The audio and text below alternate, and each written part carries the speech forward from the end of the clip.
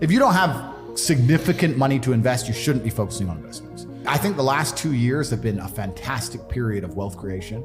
The money printers were on full, and it was full clown world, and it was bullshit.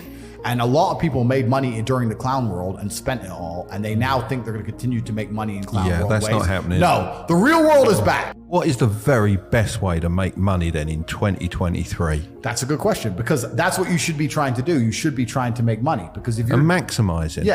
Because if you're a normal person with a normal wage and a normal income and you're focusing on investments, you're making a big mistake, because there's no way you can invest 500 pounds that's going to grow into. Maybe you could pull off a lottery win shitcoin pump or something, but in general, with anything normal outside of this clown world garbage, which has vanished because the real world's back. Because the last 2 years have been clown world. Now the real world's back and it's hard to make money again. There's nothing you can put 500 pounds in without doing any work, and it's just gonna blow up and it's gonna make you a millionaire, right? So if you don't have significant money to invest, you shouldn't be focusing on investments. You should be focusing on how to make more money. And there's lots of ways to do that. So when you say don't focus on investments, do you mean like have it in the background still and focus your main energy on making money, or not do it at all? Let's say you're a normal person, you're working a normal job, you're making $4,000 a month, and you pay all your bills and you're left with $1,000 a month. And then in your spare time, you're worried about how to spend that or how to invest that $1,000 a month. Right. I think that's a waste of time. You should be far more worried about spending your time trying to make more money. Yeah, because 100%. $1,000 a month, it's just it's not enough money. So you could invest that $1,000 in yourself. Absolutely. Invest in knowledge or something like that. But investing in a coin, like I said, unless it's a lottery win. And before I go on to answer the question, I do want to make something clear. I think the last 2 years have been a fantastic period of wealth creation. The money printers were on full, and it was full clown world, and it was bullshit. And a lot of people made money during the clown world and spent it all, and they now think they're going to continue to make money in clown world ways. Yeah, that's not happening. No, the real world is back. The brokies and the wagees, you're all going back to McDonald's. If you bought poo dick coin and made 200 grand, and you think you're going to be able to continue to do that for the rest of your life, you're a dumbass. That was a once in a lifetime generational gap where you could pull something off. And now it's back to the hard times. Even all the big tech companies, and the tech companies make money from the sky for free with pixels. They're cutting staff. But if they're cutting staff, then it's really hard. It's going to get very difficult to make money now. So a lot of the dumb shit is over. In terms of how to make money in the world today, it's hard. I think that the world is changing into an economy which is to a degree based on attention. I think you need to find a way to get attention to you and who you are, your product or your service, and find a way to monetize it.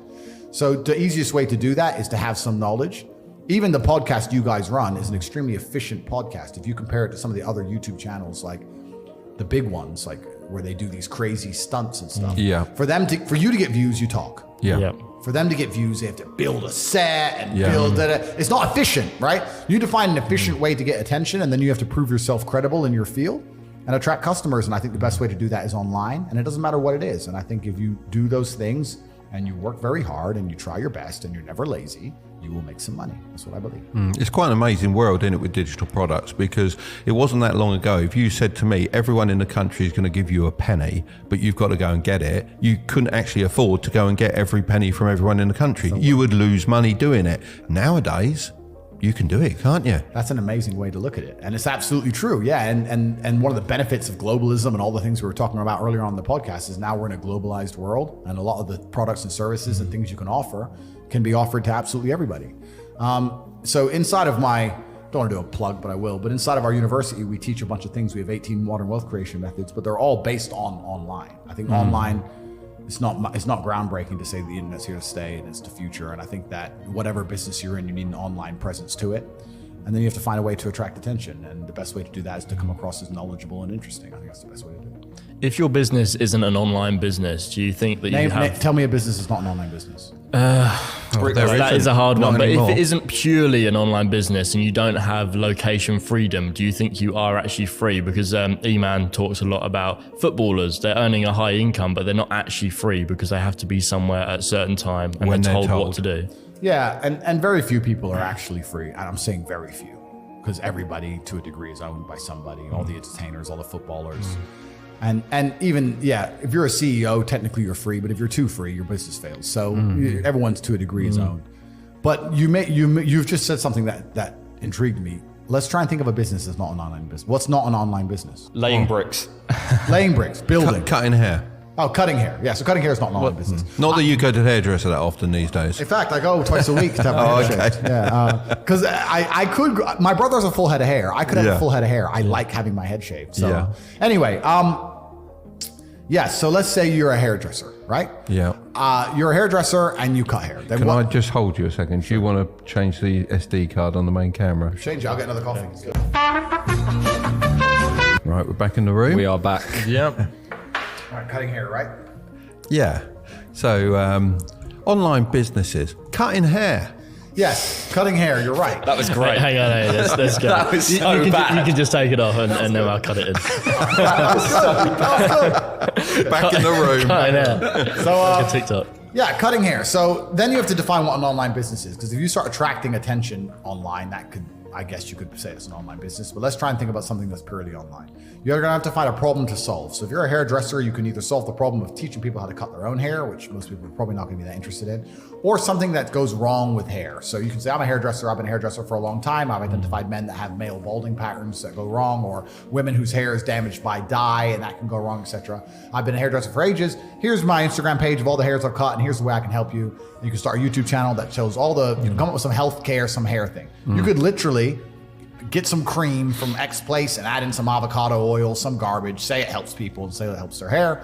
You've been around for a long time and you can establish credibility. You establish credibility based on the fact that you cut hair, you've been around for ages, and you know exactly what you're talking about. You have this cream, you have this product now that has helped X amount of customers. You can give it to your customers and they can start to give you reviews and say, yeah, it works fantastically. You can sell it by your Instagram page for $7 a bottle and bam, you have an online business. Anything can be done, right? You can forget about the manual part of the business from that So point it's about on. transitioning. It's about establishing credibility and getting attention. It's almost as well building a brand, you know, knowing what to put into the brand and what to actually discard. Completely. If you establish credibility and you gain attention, you'll make money. So I'll give you another example. I had a friend who was a personal trainer. He used to go to the gym every day and used to train people. He didn't make that much money. People would miss appointments. It was like £50 an hour. He'd get there, get back, blah, blah, blah. I said, listen, brother, you used to, he didn't at the time, look fantastic. How about you spend the next 6 months getting absolute killer shape, then put up a bunch of pictures on Instagram of you in killer shape, and then put together your workout plans and tell people they'll look like you even though they never will, and sell that for $7 or 10 pounds or 15 pounds and sell it by your Instagram. And he went from making $2.5 grand a month or $2 grand a month as a personal trainer to 15 grand a month without ever going in the gym. He only went to the gym for himself because he was selling information. So It's funny, that's exactly what I've said to my personal trainer. I was like, read Expert Secrets by Russell Brunson and understand the online world a little bit and move to your business online. completely. And that's what a lot of people are doing now, but now it's getting more and more competitive. So you have to establish credibility and get attention in a way which is becoming more difficult. Like in the fitness industry, it can be done purely on how you look. You can get some credibility and attention. But especially in the business world now, you have to be very knowledgeable. You have to be because that's the way things go when they get competitive, which is fine.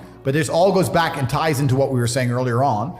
If you're not trying your best and working hard and paying attention, then you're going to get wrecked. Another thing I will say to people at home, and I've said this before, every single time I ever spend money, I pay attention to why I spend money. And that gives you a lot of information and a lot of knowledge when it comes to sales and marketing. If I go and I buy some clothes, I am conscious about why did I choose this store instead of that store or that store? What were they doing better? Correct. Is it the branding? Do I know them? Am I familiar with them? Is it because there was no line? Is it because they had a brighter sign? What was it? Oh, there's a line there. There's no line here. So in my physical businesses, which I have in Romania, I have this thing with the staff. I said, there can never be a line. Faster.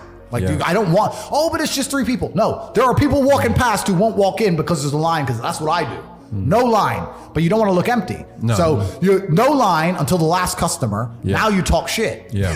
So there's one person. Yes. Like, you have to manage these things. Most people don't micromanage this stuff. I think it's almost an illness that you seem to have that I have, because I can wander around a shop and I'll say to my wife, I'll say, look at that, that's beautiful. She said, what are you looking at? I said, well, the way they've displayed that, that is, I'm taking that, I'm using that. Completely. And I'll be online and I'll go, look at the way they've done that.